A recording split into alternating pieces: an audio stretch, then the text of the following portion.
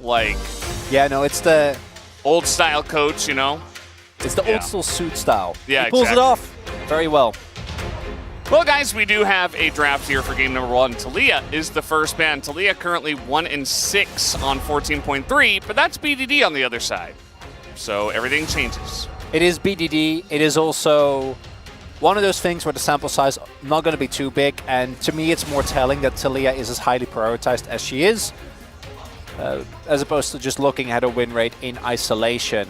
The Viego, though, is really, really interesting because even though Pyosik has had good performances on the pick, I don't feel like it's a standout in the current meta. And I'm wondering if they want to push Pyosik towards the more tank-oriented junglers, because he has looked the best on things like Viego, Lee, and Zinzao is not a jungler that kind of falls within the same category, but not picking up the Azir as a prio pick when Orianna's already taken off the table and the Taliyah is also not there. I'm wondering if T1 is expecting KT not to ban Senna. And then it might be... You gotta ban Senna. It might be a Lucian B1 otherwise, because normally otherwise you would expect if they do ban Senna, you B1 the Azir. It's one of the comfort picks. That's the other one because Faker has been spamming this and he has looked incredible on it, but you're banning away Hui and you're giving them Senna, which I think is a huge opportunity given over to T1 here. KT, though, they got to know that this was coming. This is a no-brainer. We'll see what their response is going to be. And we have seen some lanes trying to match the scaling of Senna, with Smolder comes to mind, and some other high-pick carries. I don't know if that really is the way to go.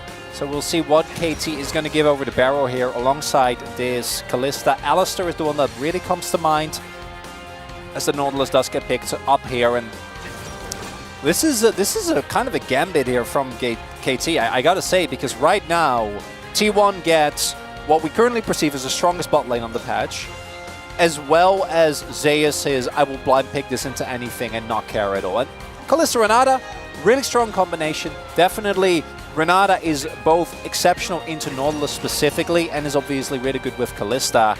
But we need to see an aggressive jungler here, and I'm kind of worried that the jungle pool might get pinched even further by T1, because if you add a lead to this, like Renata, Lee, and Kalista, especially with the prio that Karma's going to generate, you are really not going to have any say in the early game. So KT going all in on trying to push T1 out of the game right from the get-go.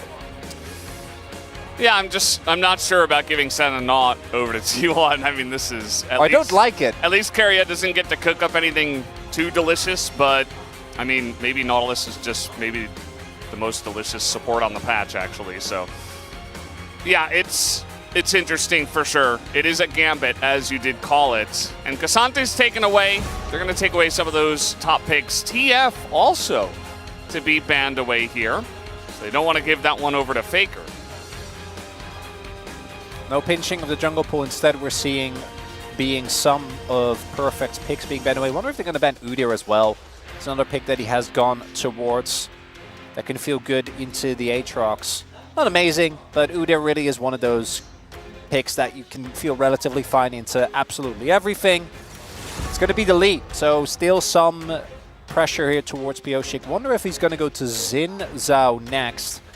Expectation is that they pick up a top laner here for Perfect. Something that deals well with the Aatrox. I don't really know if there's anything that you want to go towards that is too aggressive. This makes sense with what they've been playing thus far. And it keeps Pyosik, his pick, still hidden. Yeah. Top two picks for Perfect, K'Sante and Udyr. Yeah. And Udyr is 5-1. So definitely very comfortable on this pick. I think it's a good choice for this current situation. Can handle the Aatrox, you just kind of run away from him. And proxy waves potentially. Corki. That's not a champion on this patch, but apparently it is. What are we thinking about this one, Chronicler? This is very strange. Yeah, I wonder how that is going to play out in practice. With the changes to Corki, our expectation was that he would kind of fall off. He also is in a lane that is going to be supremely punishing for him, with BDD having run of the map, and feels like T1 are saying, KT, you are not going to be good enough to win this game against us. We're going to find a big team fight. We're going to get to the point where our champions scale, making it impossible for you to take us down reliably, as we do see the Poppy come in. I haven't mentioned Poppy yet, but it makes a lot of sense, particularly into the Kalista. It's always going to feel good. This would be something. Obviously, it's a big comfort pick for Pyosik, and I think their composition is somewhat light on AD. with really only Kalista providing a lot. But playing Kindred into Poppy can immensely backfire. I think this is a lot safer, even though obviously trying to engage with the Xin Zhao is still going to be hard, and the engage of KT is really lackluster. The amount of prio and early skirmishing power that this composition have is absolutely bonkers. Yeah, it definitely is, but I feel like if T1 can kind of keep them at arm's length for a while, get their Nautilus tanky, get Faker fed. Oh, it's done. Yeah, they can't fall behind ever. You don't have engage, and then you're losing the poke war versus the Corki, and then you're just kind of feeling sad. So it's going to be pretty interesting to see how this early in the big game plays out. I think that it is going to have a larger than normal effect on this game compared to others. Really has to. No early mistakes. No, even no mid-game mistakes that is given here by the composition of KT. You do have an incredible amount of power. Again, you have Prio lane bot, Prio lane in mid, and a neutralizer lane in top, so perfect. If he has been able to maintain the form we've seen him have up until this point, should just be self-sufficient, allowing PO Shik to play around his insanely strong mid and bot lane, stack up early grubs, stack up early dragons, and then hopefully that's enough to carry to a win. But with how consistent T1 has been in specifically finding team fights from a deficit, I think this is going to be a tough one for KT. Yeah, still want to wait and see how aggressive they're going to get here in the early to mid game and how well they can force these fights with their Xin Zhao, with their Kalista. Either way, guys, we are ready to hop onto the rift for game number 1.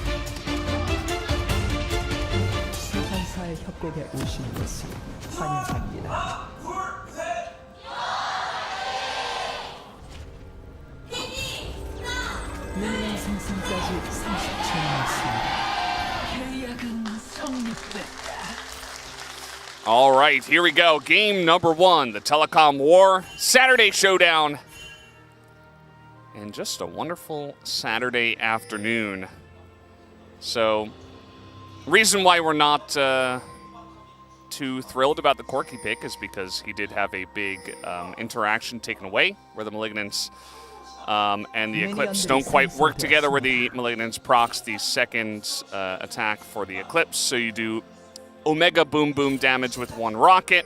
Can still poke. They changed up his timing on the package as well. And I'm just curious to see how it's going to play out. I feel like there were other choices, but Faker definitely liking these long-range poke mid-lane champions at the moment. There always remains the possibility as well for him to hit big equalizers with, well, it's packages, but you know, it's basically an equalizer. Especially with the extra damage that First Strike does provide you. We'll see to what extent they actually get to that point, because I do think that, like always, getting to that point on the Corki is going to be the toughest thing, as Left and Barrel playing aggressive early, as they should. But not the best of trades for them. I'll end up throwing down an Ignite. But do expect them to be fine, and they still have control over the wave here, so should be able to, at the very least, keep the pressure on this bot lane duo. Yeah, I mean, Keria takes the teleport on the Nautilus, so he doesn't have a combat summoner, and that's normal because you just want to get back to the lane, you want to be farming, and Senna might be roaming around, so you want to keep control over this lane, so you take that teleport, but it does mean that you will lose these early trades, especially into the double range compared to just the Nautilus, who can just stand there and take a beating. But they're fine. They're going to be able to heal up with the Senna and just farm it out. The meta read is so interesting for me from KT, as we do see Faker has played a lot of Corki and has won a whole lot. And this used to be a 19-game winning streak, casually, and on this pick. I'd say a lot of this is due to Corki's power as a counter pick, but for T1 it doesn't really apply, because we have actually seen them be one and when it is strong. I think on the last patch we saw some of that as well. But specifically the meta read from KT to be like, so we 2-0 Genji with Senna not, and we're still going to give it over and still going to try and deal with it, is definitely confident, which I do think is befitting of this bot lane, but we have to see whether it actually pays off or whether they do get punished in a way that they punish Genji in exactly the same fashion. Yeah. Well, that was Lucian, which definitely is weaker than Kalista Renata in our opinion. Absolutely. Kalista Renata, also a very top-tier combo in their own right, and we just don't get to see it very often because Kalista gets banned so often. Yep. So also high presence on that pick. As Pyosik is down here, but a very nice ward in the river is going to spot him right on the timing, right before the ward goes down. It's actually going to expire in front of him, and they all ping it, so they know that he was spotted, and he's just going to back and won't do much of anything as Oner is just going to return to full clearing. Oner did not pick up a crab, so opportunity for Pyosik here to double crab.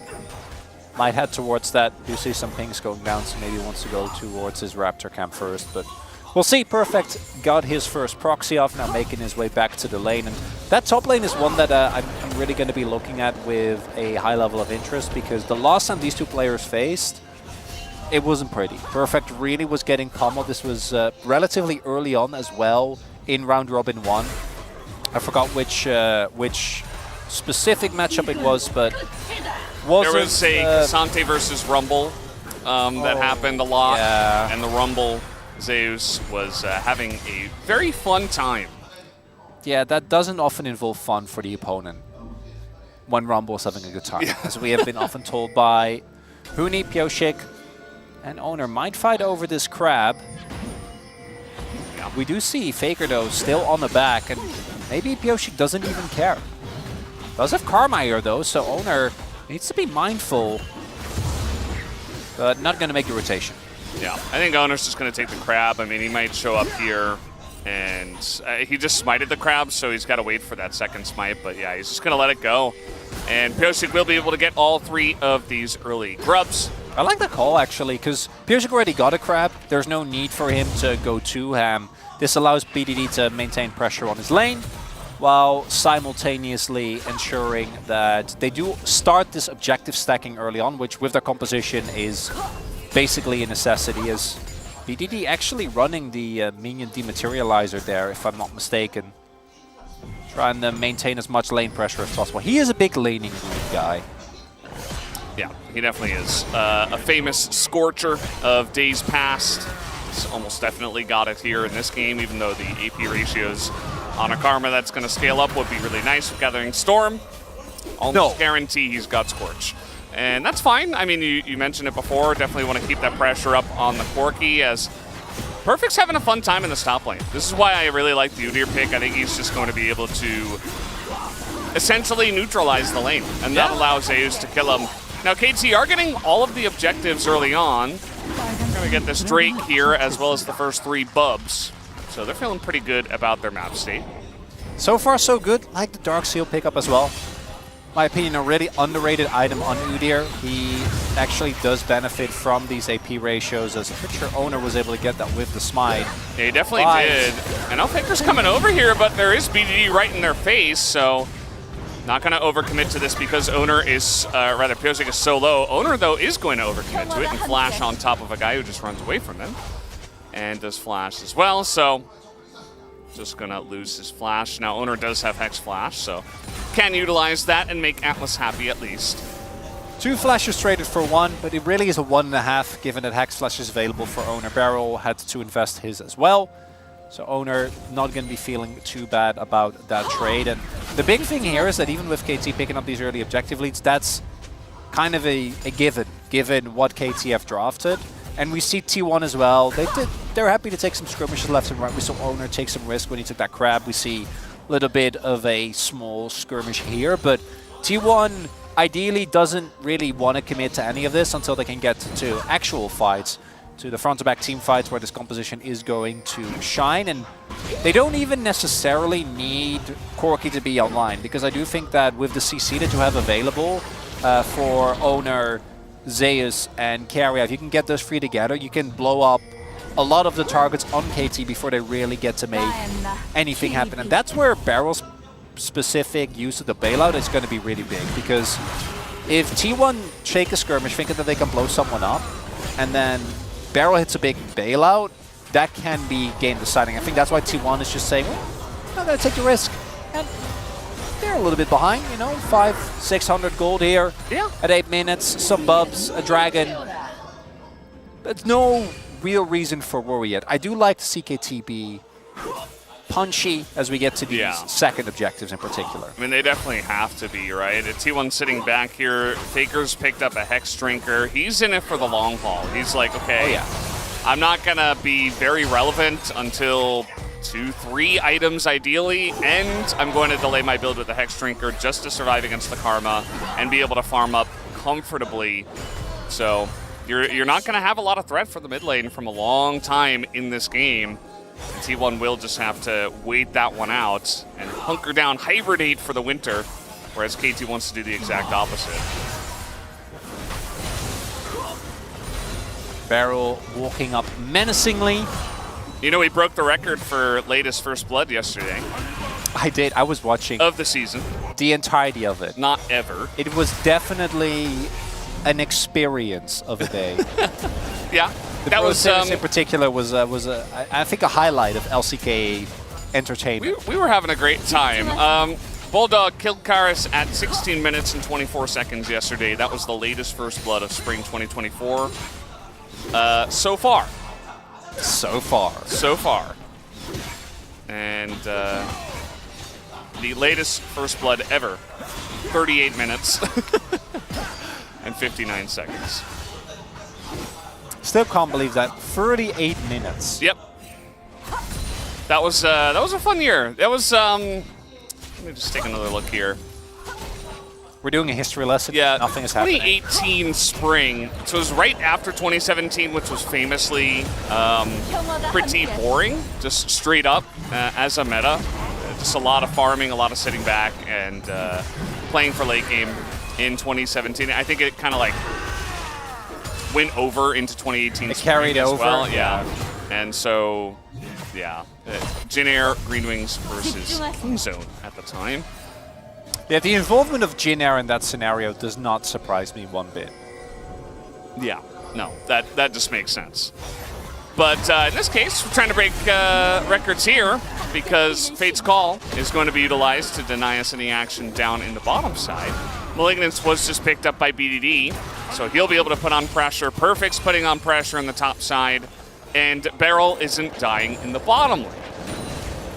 He can't, because he has the freedom to go wherever he pleases, thanks to his body depth. Next objective, this is where T1 could opt into contesting. We'll see, depending on where Faker goes. Just finished his back. They do have a lot of MR on both Faker and Zeus if he does decide to join, although given that he's proxying currently, not going to look too likely. Will be a 4v4 package is available here, but Malignant's power spike is so big, BDD might be able to do some heavy lifting here, and early on, if Deft gets the movement, the freedom rather, to move and join in this fight without getting locked down, do a lot of DPS, that could be game deciding. T1, they're going to take the risk. I mean, they are going to go for it. They open up on a Xin Tao, who is going to press his ultimate ability, as now helicopter coming out. BDD is flung into the air as the package does isolate one member, as Deft will flash over the wall, though he gets away. And now trying to save Faker's life. We do have an ult on top of Yoshi, who doesn't have his anymore. And we're at a standstill once again, and I think this will favor KT with all the low health bars here on the side of T1 and a lack of package. So KT Rolster, no kills, but they do win the fight, I guess? Maybe. The sustain from Senna is bigger, and Keria has TP because he is the farming Nautilus. Yeah, that's definitely going to be big. And you really don't want to give this one up. BD flanked with a TP there on the Karma, but gets knocked away immediately. And as a result, T1, again, colossal win here. Picking up an early dragon is going to mean that the possible win condition for KT is going to be so much further along. And it's Ocean Soul. We had so many of these yesterday. A lot of teams didn't want to fight over them. But let's take another look at this fight here. Because BDD didn't get to interact very much. If they have BDD, there might be an angle there, but instead, Deft doesn't get to do any damage, has to flash over the wall immediately. Thanks to the ultimate from Beryl, he does stay alive, which is a small win, but BDD, by the time he joins, T1 have already peeled back. They don't get to use their biggest power spike that they have in that fight, which is the Karma with a Malignance, and can't help but wonder if BDD was either flashed the ultimate from Oner or just teleported maybe closer. I don't quite know what the ward's hit. I don't think there was a better ward, but maybe he could have teleported the wave and coming from the bottom because they needed his damage to win that skirmish. Wasn't the case. Big win from Oner. T1, no first blood, but a big win nonetheless. BDD also not level 11, so not really able to get in there and spam his mantra Qs just yet. And so eventually he was kind of the only person that was still healthy and willing to poke, but he can't do it 1v4, especially with Keria TPing back in. So a big win for T1, we will say. Although at this point, big wins are coming in small packages, let's say, because you know, not a massive comeback for T1 or anything just yet, as Beryl is going to miss the handshake here. Zeus flying very fast with his World Ender and will actually flash away just to make sure he doesn't go down to death. Don't want to die here. Give over a kill to the Kalista, who hasn't been able to build that big of a lead. Some blades, as well as a small CS lead over her farming counterpart is Poppy. Oh, not going to hit Pioshik, though. It will come down to a smite fight. Who's going to get it? It will go the way of, well, Kalista, who's got her own smite in a way as the knockup does come in. And look at that combo as immediately Deft is going to go down. The BDD is in a lot of trouble here as well. The Renata ult was pretty good, but I think now that Faker shows up, they are just down a member and down any sort of damage. The bailout comes in on a Pioshik, but way too late to do anything to change the fight, and T1 will pick up the fight. That's the benefit of forcing those early summoners at that Drake fight. Deft needs to be in close range. It's so hard to play that out. Even with Zeus flashing, T1 still able to win the fight. The Herald goes over to KT, but I don't think they're going to be very happy about this. As we take another look here, this is one of the issues that you run into, as I think Kalista specifically, into the amount of CC that's available on the enemy team. Keria hits an ultimate, and even with Pioshik trying to peel, like the moment that you get hit, you get targeted, you just end up going down, especially without the flash. Perfect, little late on the TP. And then Pioshik tries to go for a target, but Duma not going to go down in that quick a time, and it would have at best been a 1-for-1 trade. Really big win there for T1. Now sitting on a 1.5k gold lead. And we will see probably a turret, maybe mid lane turret, if they get some free time be picked up. Although I'm looking, they didn't even get to pick up the Eye of the Herald. Or they used it in the replay.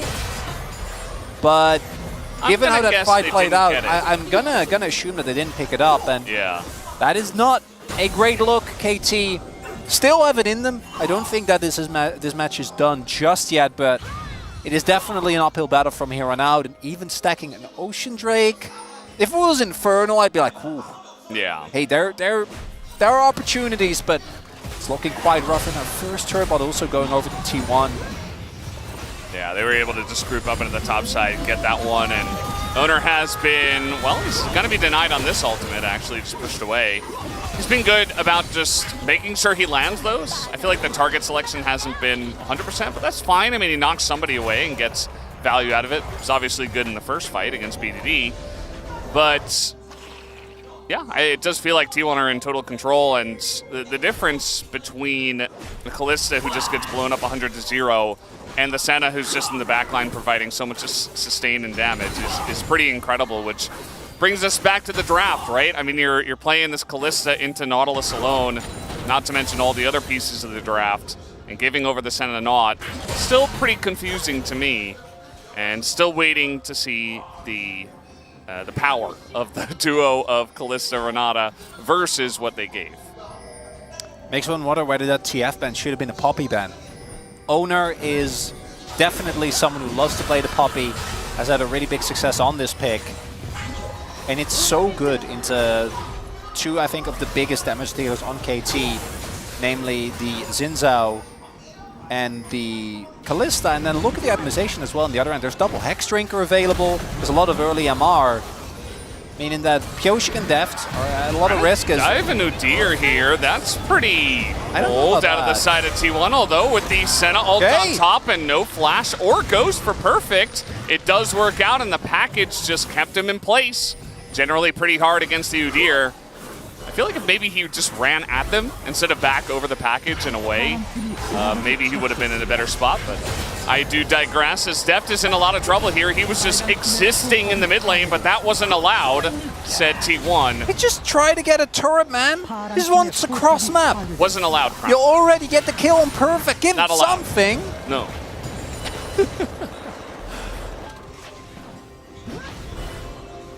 It's not looking good, VODS. Doom is running through the enemy jungle at 18 minutes into the game. Like, nobody's there, nobody can touch him, and he's just doing the red buff as they take the tier 1 for free. I don't think that the plan of KT worked. The gambit did not pay off. No, it was... So, do you think if he like runs the other way, like not over the package? Down. Yeah, because he runs over the package and that's what kills him. Yeah, right? Probably. Obviously, he'd be taking more damage from Zeus and Faker, but... Yeah, maybe he's afraid that if he gets hit by another Q and Faker turns, or like, as long as Zeus is tanking, Faker can turn around. Might not have been enough damage. Not sure. Yeah, either way, a nice little gank onto Perfect, who's generally unkillable on the Udyr. And that gets Zeus in a really nice spot. I mean, Corki already 2 kills, Senna farming for free, 1-0-3. And then you've got the top lane, which, yeah, it was serviceable for Perfect, but Zeus is also 30 CS ahead, and it's an Aatrox who is farming, you know, excellently in this game. The most CS in the game.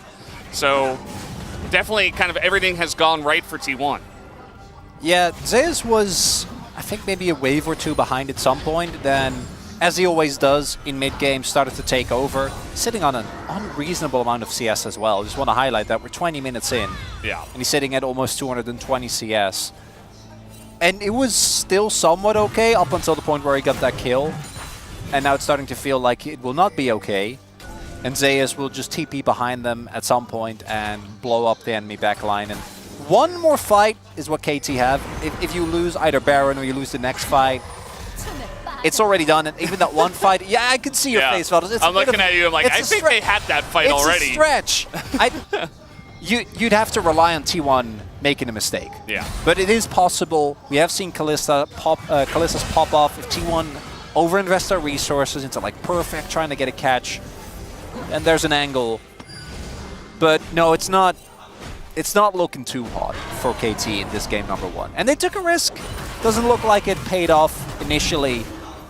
And I assume that they will try something very differently as we go into game number 2. Might have been as well that T1 obviously chose blue side. Maybe they feel like this is the way to try and win on red. Imagine they will move over to blue if they do end up losing here, which right now, their jungle is getting taken. The scaling composition has a 3k gold lead. And things are not great. Yeah. It's pretty dire straits for KT here. Just waiting to see when they're going to pull the trigger on the next fight, because the Ocean Soul comes in and you're like, well, I mean, there's not even like great dragons that we can take to try to get some really nice mid-game power to do something in this game.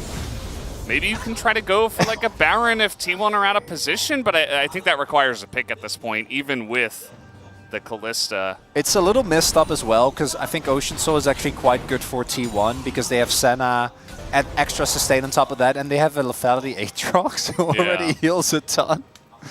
So it's not fair, VODS. Should have been Infernal. Cloud would have been nice too. I would have liked Cloud. I feel like for Udyr. both of the teams. Guma just stacking up. He's already at 88 stacks as well, so doing a pretty good job of farming those up. You know, last couple of days we've seen a lot of Smolder play. We've seen a lot of just sitting back, trying to stack up, trying to hit 225 and essentially be a late game menace. No Smolder in this game, obviously, just because there were so many other top tier bottom lane picks available in the Senna and the Callista. But yeah, this game definitely feels like that style of play as well on the side of T1, where it's like, okay, we're just going to sit back and farm out, and you guys got to do something, and then KT just never got to do anything. Hail Mary Baron? That's what I was saying. I Come mean, on. Yeah, there we go. T1 out of position, no vision. They don't. They know. They scryer right now. They do know. They know. I don't think they have enough time, VODS. Yeah. They might still send it. I mean, they have a lot of Kalista sticks in this Baron, but no, they're just going to back off here. They get the TP out of Zeus, and T1 say, thank you for the leash. We're just going to continue this objective. As Oner holds on to the helicopter. He's not going to use it just yet. Perfect trying to get that flank as Faker goes over the top, and it's just going to flash away from everybody, as meanwhile, Pyozic's just isolated on the backside of this fight. They do get Faker, but the damage is already done here as Keria gets a massive 3-man knockup with his ultimate, and that just might be the nail in the coffin. KT are being wiped up here with a triple kill from Zeus, as Perfect might be the only one to get away, but a big team fight win going the way of T1. And that Baron call was all KT have left. They knew it was a Hail Mary, and T1, they have a fair share of experience with setting up Barons when the opponent might not expect it. The funniest part about this is that they are just like, no, it's our Baron now. This is no longer yours. The ultimate from Oner sets up a really nice level of zoning, and then Faker with a colossally successful, because it splits the fight up completely. He flashes away, so he's completely fine. Yeah, he ends up dying, but it doesn't really matter because on the other end the fight is being won. And this is where the level of tankiness comes through for T1. They've gotten to the point in the game where unless KT's behind, they just don't chew for any of these players. Yeah. The Kalista trying to deal damage to Nautilus at this point is just hilarious. Yep. Not for Deft and for KT, obviously, but just objectively, it's like, you don't touch this guy. No, you don't. So tanky. Even with for Hollow Radiance next, I mean, it's just the Frozen Heart and some health.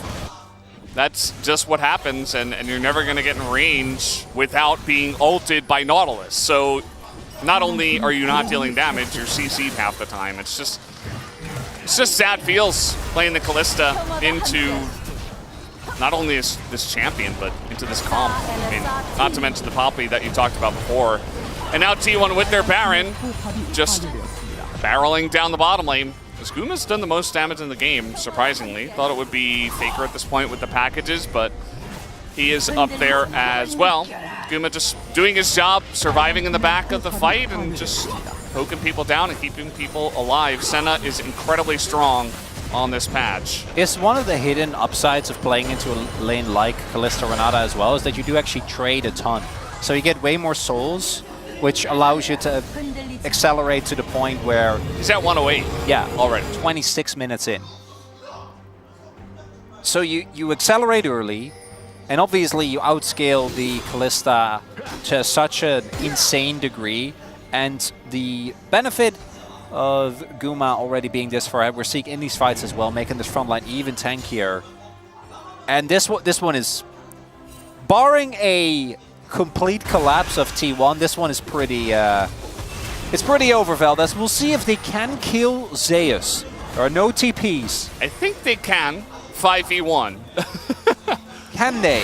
I think Zeus is in a lot of trouble here, right? That's an insane amount of damage going into Deft as he got that Q3 down, but it's 1,000 gold into the hands of Deft. They did it. They did kill Zeus 1v5. Didn't work out. That's a big win. That's gold into the pockets of KT. It's pretty nice. And now Perfect, he's being focused down, but he's a tank. I mean, that's not where you want your damage to go in. There's no barrel. You see Keria is incredibly tanky himself as an ult is going to sail wide from Oner. And yeah, barrel not being here. It looks like he took some extra time to farm in the bottom lane. I don't know what he was doing down there. Just trying to make sure that the turret went down. But either way, this inhibitor will stay up. As T1 will not risk the 4v5. That's a gold positive trade for KT. Yeah! Yeah! Yeah! They did it. They did do it. They did kill Zeus. No help for him. If he gets one more Q off, Deft is definitely dead. And he trades 1 for 1, he would be very happy. Although with Barrel there, it could have bailed out, and it would have been fine nonetheless, I guess. Yeah. I wonder what happened to Barrel that he wasn't there. Like maybe, I don't know if he backed like on a ward and the minions got him or something, or... He wanted to make sure the turret went down, but then... Yeah. Even it was like even more delayed after that. I don't know, it was a little weird. It was a little rough. Just a little Barrel moment. It happens. It is Barrel. It is Barrel. He also went, we didn't talk about this at all yet, it hasn't really come up too much, but actually went for Aftershock here as opposed to Guardian, which is what we see most often. And a more very tanky build, Slay, as well as the Locket here. Pioshik on a flank angle. It's just so hard when you get to this point in the game because Faker is going to poke you. Guma has his summoners available, TP coming in. Keria's like, yeah, I don't really care about the karma in this case. Ult is going to be utilized on the Perfect, and Zeus is just so huge, and he will take him out. Gets that slow below the 50% mark, and yeah, this inhibitor will go down. Doesn't look like Faker's got a package at this point in time, so they're not going to overstay their welcome. And we do have Baron here in a minute 30, so it looks like they will just play for that. Might just pick up a cheeky Ocean Soul on the way, because why not? The experiments to keep Senna down are again not looking successful. Yeah. We've tried Smolder, we've tried outscaling lanes, we've tried aggressive lanes. Just doesn't seem to work out as perfect, unfortunately. Keria's teleport doesn't get cancelled. This is a full tank Udyr into lethality. No. No, he doesn't. He doesn't. Yeah, nah. Yeah, no. He does have Surreal Dust, to be completely fair. So Zeus, gonna be feeling good about that.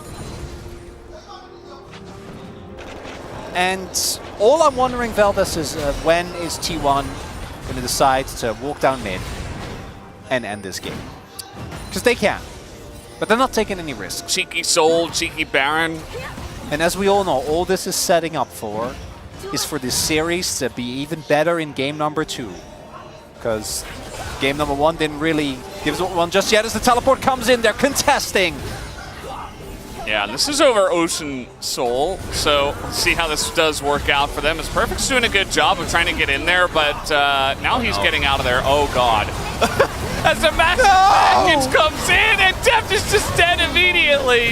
The poor guy has no chance in this game, as Pioshik is going to go down as well. That's 3 of them out of this one. We got TPs all over the map. As Zeus will be looking for the kills, while Faker is looking for the kill on the Nexus. TP coming down here from Perfect into the base. And he will try to defend as Oner's just running through the turrets. And yeah, this one is a done deal. Has been for a while, guys, as Faker nearly goes down.